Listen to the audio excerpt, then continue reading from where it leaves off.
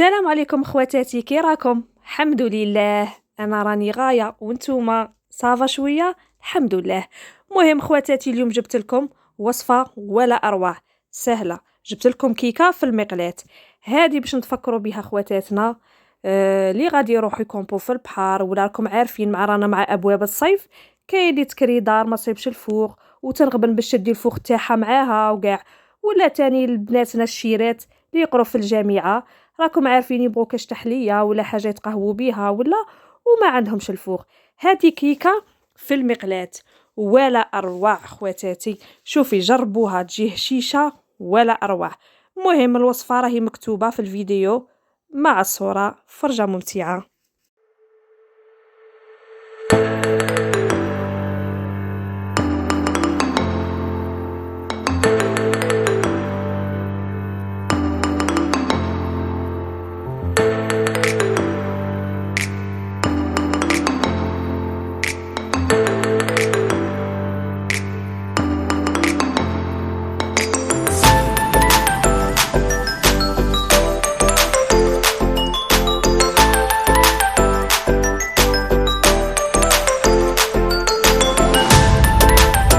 المهم هنا خواتاتي كيما شفتوا كي بريباريت هذيك لاباط، نديرها في المقله. شوفي كاش مقله ما تكونش تلصق، وإلا كانت عندك مقله تلصق فرشي فيها بابي كويسون وروحي طيبيها على نار هاديه، نقسيلها كاع وخليها بتيفو، غطيها بكاش بلاع وخليها طيب.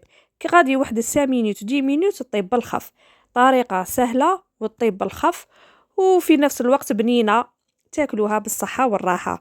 وهنا كما راكم تشوفوا كي طيب ديري كاش كوردون ولا خدمي ولا شوفيها الا طابت.